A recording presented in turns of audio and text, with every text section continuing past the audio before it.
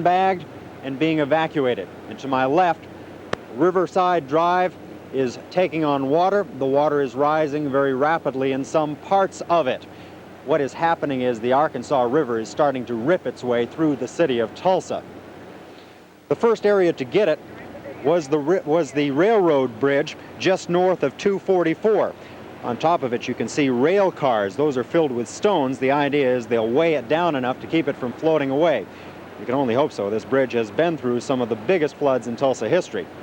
Across from it, there is a Sun refinery, and Sun right now is saying that it will not be staying open. It is shutting down. Sun is expecting some damage. They say they think it can be minimal.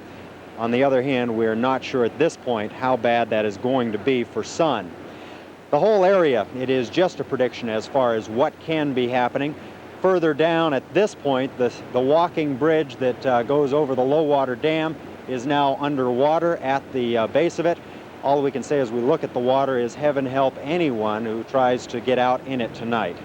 Well, Ken, since you are standing near the river and getting a bird's eye view, how would you describe the power of the river at this moment?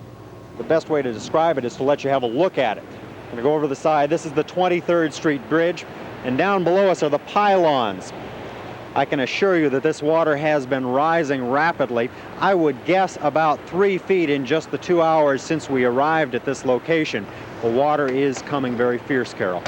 Powerful indeed. Thank you, Ken, for that report. Charles?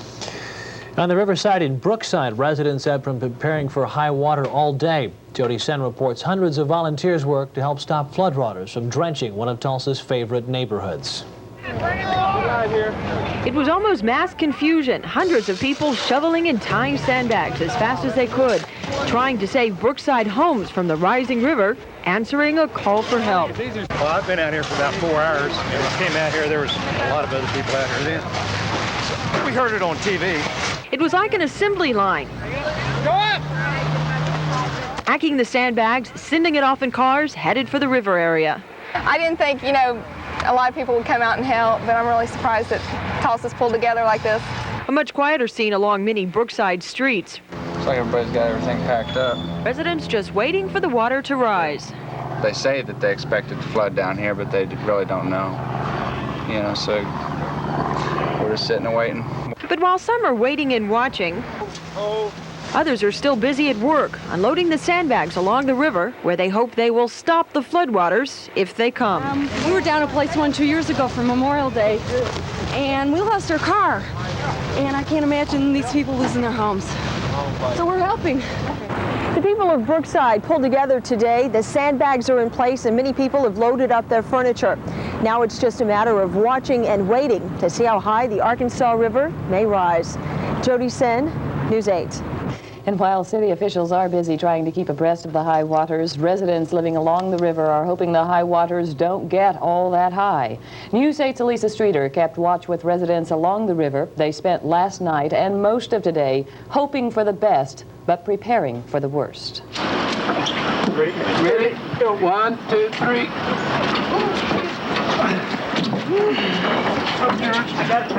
This was the scene at dawn. A long night full of wishful thinking turned into a rude awakening. The river was going to flood these people, and they had to move fast. Pickup trucks lined neighborhood streets. Neighbors consoled neighbors.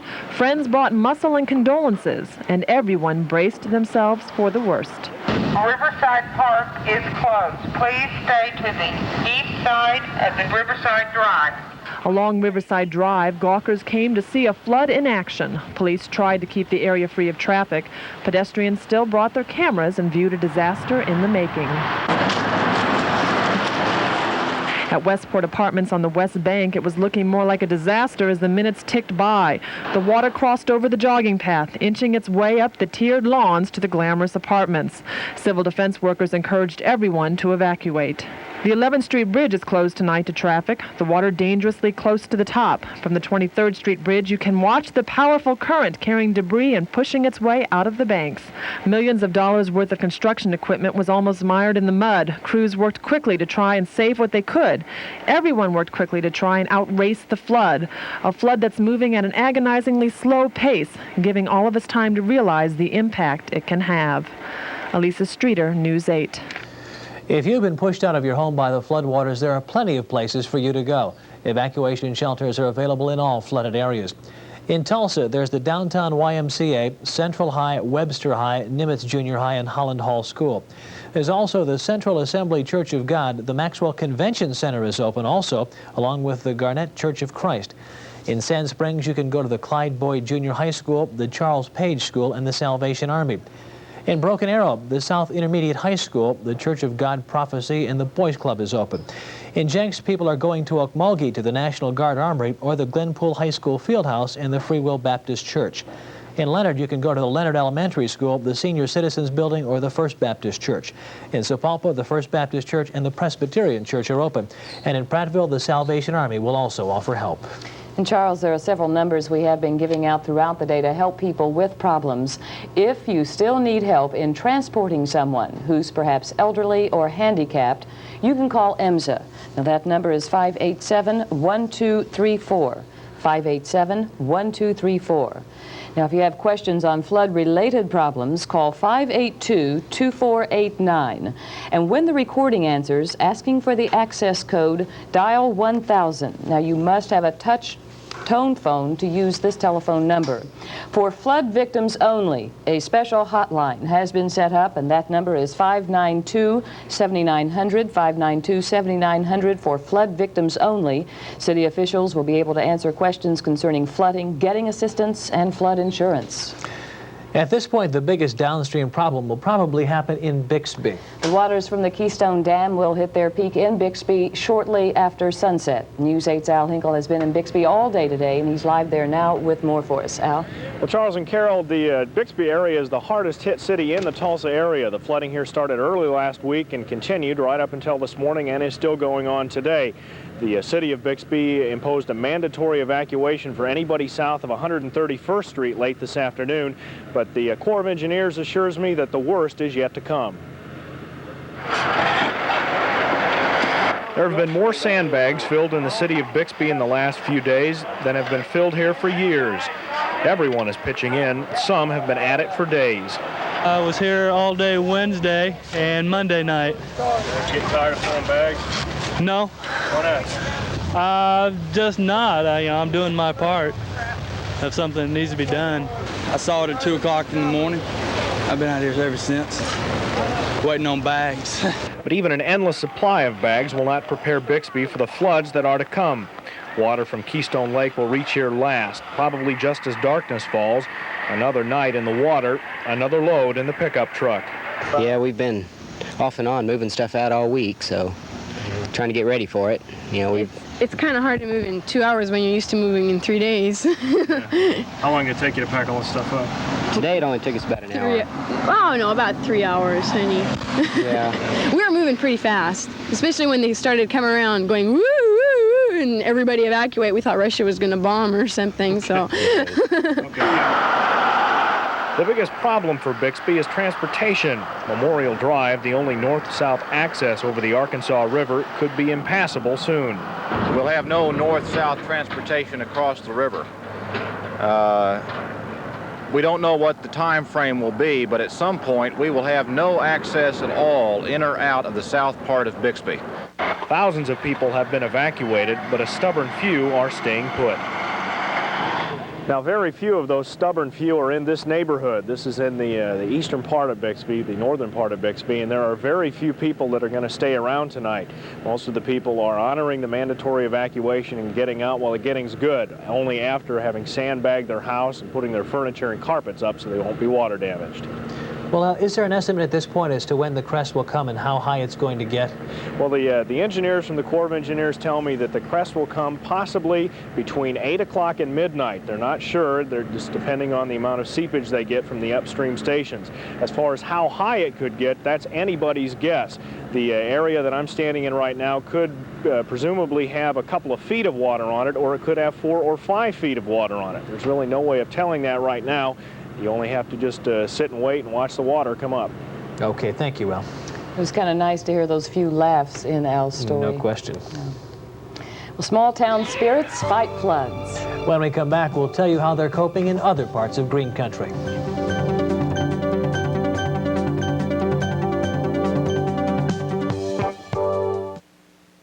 Mom! Yes, Karen? Mom, my white blouse for the concert tonight. Calm down, honey, we'll find it. Eric's got 8th row seats and... You probably took it, right? Yeah, normal. Mom, there's not another shirt like it. It's got the black dots in the sleeve and the rip over here. And Mom, we have to find it. Honey, what about your yellow blouse? Mother. Karen! I'm sorry. Clean the lawnmower with it? Oh, yesterday. Grass stains. You left it on the and bathroom dirt. floor. Since yesterday. Oh, I saw holes on it. I thought it was a wreck. I figured it already was ruined. We'll give it a shot. I'll try Tide, but I don't think dynamite could get out this mess. Honey, it's not the end of the world. 8th row seats, Mom. And it's Eric. Relax, because Tide goes further than any other powder to power out grass and day-old dirt. Even on dirt and grass stains that sit, Tide just won't quit. This is great. It's so clean. So beautiful. My earrings. You're welcome. Thank you. Even on dirt and grass stains that sit, clothes come clean because Tide won't quit. Coming up on Entertainment This Week, journey through the kingdom that Walt built as we go on location to Disney World. Celebrate 15 years of magic and mirth with a behind-the-scenes look at the past, present, and future of one of the world's greatest entertainment centers. Then, turn up the heat as we go one-on-one with superstar sex symbol Kathleen Turner. These stories and more as we take the show on the road to Disney World this weekend on Entertainment This Week. We belong together. Watch Entertainment This Week Sunday at 4. The other day, I told my son we need a new porch. Instead, he brings me this. Now, what am I going to do with this? Hello, Conchi. You having an acquisition drive, huh? Uh-huh. Art, tickets and services, jewelry, cars. Well, I got a little item I want to donate. Heck, I'll even come by and pick it up for you. Donate to Conchi. Call 584-3333.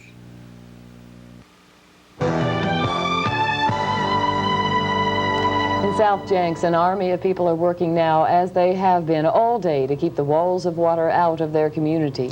News 8's Lauren Farr joins us there live. Lauren, what is the situation? We're waiting like everybody else in the Tulsa metro area. This morning, the voluntary evacuation was sounded in the Jenks area. It was voluntary, of course, but at 4:23 this afternoon, the decision was official, a mandatory evacuation. The sirens were sounded, emergency crews went through the streets, and the gas was turned off. Now, there are special emergency shelters set up in Sapulpa, Glenpool, and Okmulgee. On the south edge of Jenks, where we are right now, is where Polecat Creek and the Arkansas meet. Throughout the day, about 100 volunteers had been working to shore up the levee around the area. Volunteers coming from Morris, Glenpool, from all over. There have been maybe a dozen houses outside the levee that have been affected, and 2 trailer courts also. The water has lapped up to the base of the levee in many places in the Jenks area. With me right now is Mayor Rod McDonald of Jenks. What is the status of the evacuation? Okay, Lauren, we appreciate Channel 8, Travis Meyer, with some of the reports that we've had from your weather station has helped us very much in our calculations. We've been working with our city engineer, Jerry Farrar, who's been a tremendous help. We set out our own guidelines with mechanical things where we could check the rise and fall. At this time, we have a rise of about 8 inches per hour coming up on the Arkansas side of the river against our levee. As you know, we're at 300,000 cubic feet per second coming off of Keystone, and at 4:23 we issued an evacuation to all of the residents on the inside of the Jenks levee. There's plenty of time. We have a lead time of approximately 4 to 8 hours. Our objective was to try to get people in the daylight hours to evacuate the inside part of the levee. Basically, what we've done is we have called the National Guard in, and with that in mind, we've closed all the incoming roads, and we've had just very good cooperation. How high do you expect the waters to come here? Okay. With our figures and calculations through our engineer and the Corps, who we work very closely with, we anticipate approximately 350,000 cubic feet per second. That will give us at top level of the levee. At 300,000, the release there will bring us within 2.7 feet of the levee. And that's about the closest it's come since 1959. That's correct.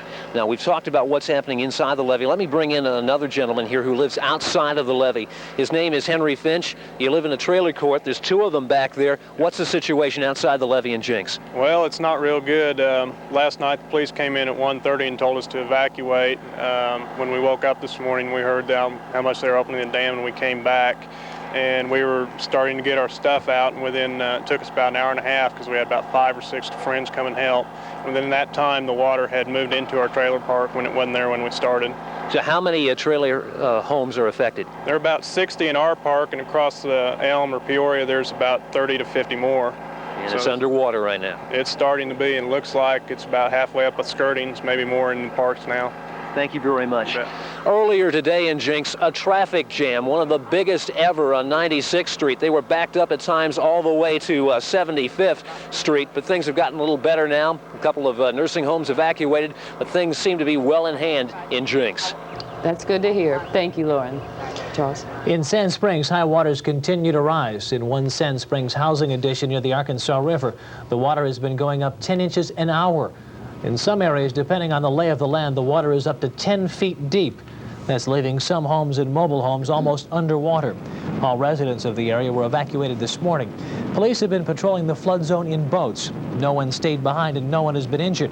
Sand Springs officials and residents are now just waiting for those waters to recede. A call came out early this morning for Broken Arrow residents to seek shelter elsewhere. Broken Arrow police called for the evacuation of some residents in the Indian Springs addition. Police say that call was not welcome. People are not really responding like we'd like for them to. Some of them are trying to wait to the last minute before they leave, and they really are not aware of the problem that we really got in here. That section of Broken Arrow is added to the list of areas overrun by the Arkansas River. There is yet another flood warning out for the Bartlesville area. Officials say the floodgates of Copan and Hula Lakes have been opened, and a flood stage of about 28 feet is expected in Bartlesville this evening. Kelly Eaton has this report on the situation in Bartlesville at this hour. Only rooftops are visible above the huge expanse of water that covers most of Bartlesville today. And the water continues to rise. But for thousands of people, the destruction is already complete. It really doesn't make any difference at this point because everything's underwater. So, you know, you really, if it came up another 10 feet, it wouldn't be any worse for us. Thompson's family's mobile home park is almost totally submerged, and now floodwater is threatening the second floor of his office building. We got a lot of things stored up there that we cleaned out of these other trailers for people, and I'd hate to think we went to all that effort, and even that got ruined. 108, we need you to go to Hensley and Creek. Hensley and Creek, we have a man down with a broken leg. Need you to transport him by boat. Lieutenant Pat Ballard mans the makeshift command post. Earlier today, the Bartlesville Police Building had to be evacuated. The police department has gone underwater. We've had to move the dispatch section to the second floor on it. We're running our mobile command center now from the fire department. The flood has driven more than 15,000 people out of their homes in Bartlesville so far, and the water isn't stopping. I've watched this here for the last 45 minutes, and it's raised at least 8 or 9 feet in the last 45 minutes. And you can actually see the water move. Don Baldwin's house has been spared so far, but he and his neighbors realize the worst is probably not over yet. Kelly Eaton, News 8 in Bartlesville. When we come back, Travis Meyer will have the latest on the weather and the flooding. And we'll tell you who's watching your home if you're somewhere else. We'll be right back.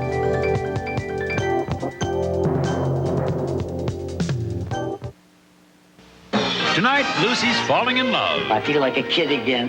Life with Lucy. And can three mothers survive under one roof? There shouldn't be any problem. The Ellen Burstyn Show. Then, father and son. Either book me or cut loose. Trying to understand. I don't believe you. Heart of the city. And someone reopens the past. Blackmail. But Spencer wants it closed. Can't have my name. We belong together tonight. Join us on KTUL Channel 8. Do you have a complaint? Chainsaw's broke. Call the Tulsa Citizen Complaint Center. $2,476. Trained coordinators listen to your problem and suggest where to turn for help. Doesn't that dog ever sleep? They handle everything from landlord-tenant disputes to government-related problems. Help me get through this government red tape. And best of all, it's free. Tulsa Citizen Complaint Center. Turn to us when you don't know where to turn. Okay,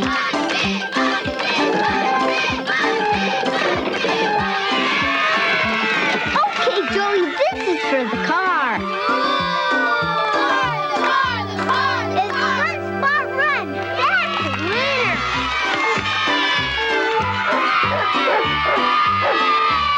Wheel of Fortune. It'll bring out the kid in you. We belong together. Watch Wheel of Fortune Saturday night at 6:30. Such a great way of life here in Junebug, Oklahoma. Folks ask, DB, what's y'all's secret? No secret. Just 3 rules to live by. 1, spending lots of time with your family. 2's working all you can with your hands. And 3's wearing your seatbelt. Because there just ain't any better way of life than buckling up. Except unlike seatbelts, now and then, you gotta bend them first 2 rules.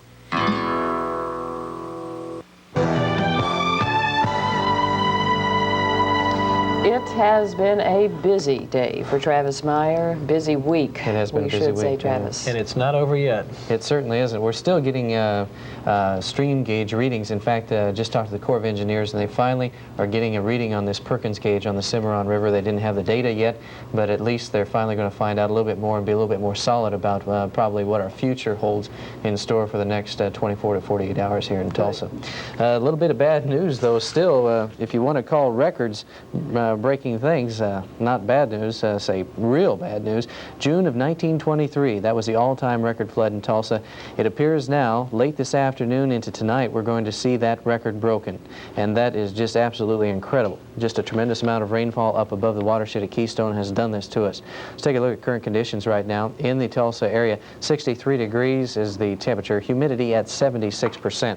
Wind is out of the northeast now at 4 miles per hour, and the pressure at 30.08, and that is holding steady. You probably noticed today was definitely a lot different in the way of weather. Temperature-wise, especially. A high temperature this morning was 74. Temperatures have been hovering in the low to mid-60s through the afternoon. It's been a very chilly day, to say the least, and more fall-like than we've seen in some time. Now, normals are a high of 80 and a low of 55, so you can see definitely below normal there as far as the high. Record high is 97 degrees in 1931. Record low was 39 degrees in 1968. As far as rainfall today, 3/100ths is all we picked up. They picked up about a half to 1 inch up into the Keystone watershed with some thunderstorms this morning. That hopefully wouldn't affect too much in the way of the rivers. October now 3/21 and normal is 3/41. Sunrise will be at 7:22. Sun will be setting at 7:02. And once again, we're going to take just a quick look at northeastern Oklahoma lake situations. We do see that we're still seeing a lot of water being dumped out of the 2 main rivers, or the 2 main dams that dump into the Arkansas River Basin. And Keystone still at 300,000 cubic feet per second. Fort Gibson at 122,000 cubic feet per second. They're saying now that what they're going to do is that as the Keystone waters move on down, they're going to start to cut off at Gibson as much as they can, hopefully maybe stopping it at about 100 to 110,000 cubic feet per second. So that allows not as strong a flow coming down to the south of Fort Gibson, down through the Weber's Falls Gore area, and then on down to just south of Salisaw and into the Fort Smith area. Now, things look a little bit on the dangerous side downstream. A lot of people have been wondering what's going to happen. Well, tonight we're still expecting flood levels of at least 8 feet above in Bixby. Haskell will be about 10 feet above Sunday evening. And that water will continue to move to the south. Muskogee now expected to have a flood stage 8 feet above their flood stages Sunday evening as well. Fort Smith now projected sometime on Tuesday, 13 feet above flood stage down here. So a lot of water is going to be coming through the system. And as I mentioned, we're still monitoring the situations out on Keystone. It looks like there's still a lot of water coming in, and they're still going to be dumping a lot of water for about the next 24 to 36 hours. So things will not improve tremendously in the next couple of hours, that's for sure, and probably not in the next couple of days, the way it looks.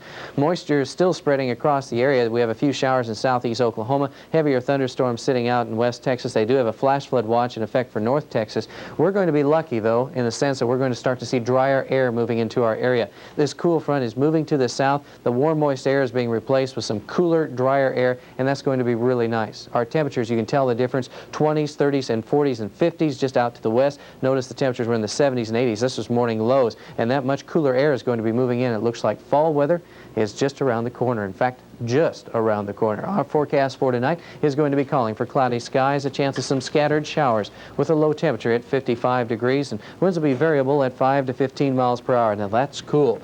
For tomorrow, another very cool afternoon. Still a slight chance of a few sprinkles or showers. No big deal, though. High temperature 63, winds out of the northeast at 5 to 10. Tomorrow night, partly cloudy. A low, get this, down to 51 degrees. That is jacket weather, maybe sweater weather if you like your sweaters.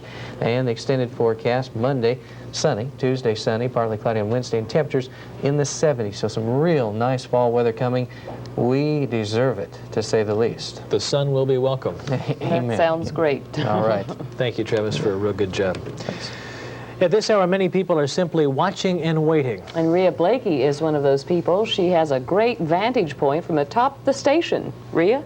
I certainly do, Charles and Carol. You can see for miles up here, and basically it's what people have been doing all day long. There are a large number of people out gawking, trying to see what's happening. But as Travis mentioned, this is history in the making. If we break another record, people will have actually witnessed it. We've seen many people with their snapshot cameras out and video cameras just trying to capture a piece of the history that's happening here with the Arkansas River being overflowing as it is. And some of the things that you really don't see all that often are like Highway 51 in Sand Springs being underwater, and the fact that they evacuated the homes for the mentally retarded there in Sand Springs and literally had to carry people away from the area. Those are memories that people really want to capture, and it is truly a sight to see. From our vantage point up here, there is a lot to be seen, and we also have a bird's eye view of farther up the Arkansas River at Sand Springs.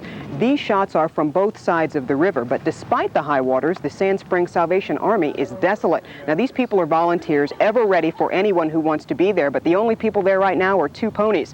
Captain James Parrish says it wasn't always like this.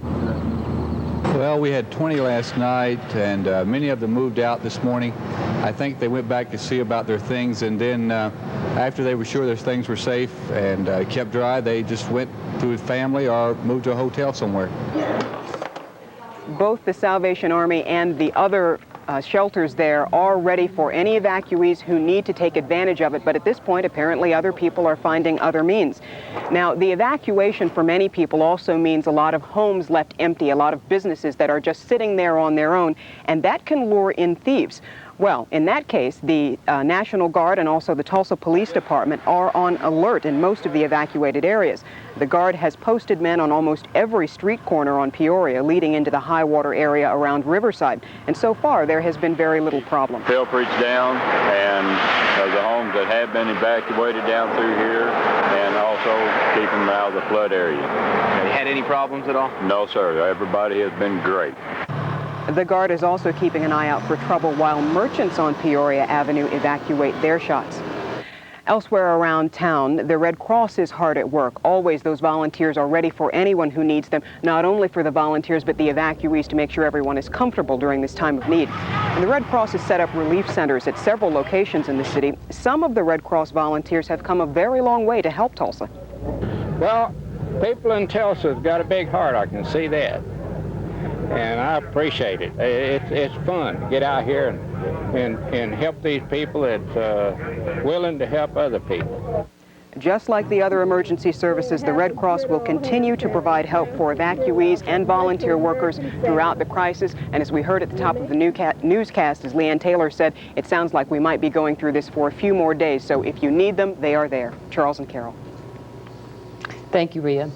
We'll try and brighten your day next with the afternoon sports and an easy win for the Oklahoma Sooners. But a very tough game for the Razorbacks. Jack joins us when we return with highlights.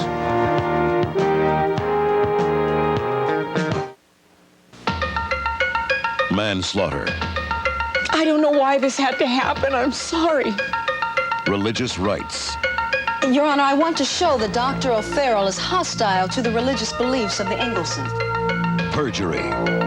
But if Yolanda Gonzalez says that, she's lying. The issues are real. The decisions are final. On Superior Court. We belong together. Watch Superior Court, weekdays at 3:30. She's got the lead on the inside. Carpenter on the outside. Carpenter! Winning the Olympic gold medal in Los Angeles took years of determination and hard work. But now I've turned my energies to another effort I really believe in, the fight against multiple sclerosis. As chairperson of the National MS Bike Tours, I'd love to have you join us on the MS Bike Tour in your community. If you'd like to ride or help out, call your local MS chapter. A public service announcement from the National Multiple Sclerosis Society.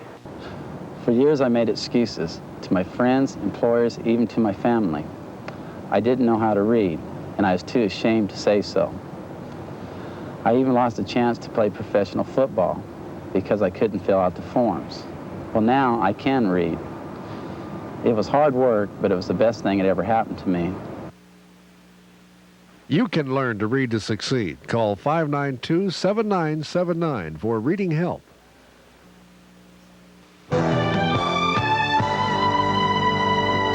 Now Jack Bunds, and he has some welcome relief from the soggy day's news. Like a lot of people, my house is just about flooded, but thanks to the neighbors, they're putting up the sandbags, and maybe we'll survive. And also, like I said, for the next 4 or 5 minutes, let's just try to forget the weather woes and talk a little bit about college football. And we'll start off with some good news. The Oklahoma Sooners at home against Kansas State. The Sooners, even without their quarterback Jamel Holloway, who's nursing a sore shoulder, were favored to win by 50 points. And it didn't take Oklahoma long to score either. David Vickers here blocks the punt, and Oklahoma recovers down at the 1-yard line. Very next play, Lydell Carr would take it in at 7-0 Sooners. As for Kansas State's offense, well, it was not exactly explosive. Richard Reed wrapping up the ball carrier there. OU's second drive, it's Eric Mitchell who was in at quarterback, the second-teamer, 55-yard run here down the sideline for the touchdown. For the day, 2 touchdowns, 126 yards. And then watch this celebration. Unique high five between Mitchell and Anthony Phillips. Bing, bing, bing. Not bad. That made it 14-0. Defense's turn again here. Bosworth on the blitz. That causes a fumble. OU recovers it again. Then just 2 plays later, the pitch to Spencer Tillman. Nice play by Eric Mitchell. The Spencer Tillman toss, he scores. 28 points in the first half, 28 more in the second, and the final score, the Sooners 56 and Kansas State 10. The 8th-ranked Arkansas Razorbacks at home as well. The Hogs hosting Texas Christian University. 13-10 Arkansas the score. The blitz is on, but TCU picks it up. The Horned Frogs with a touchdown at 17-13. TCU leading at the half in Fayetteville.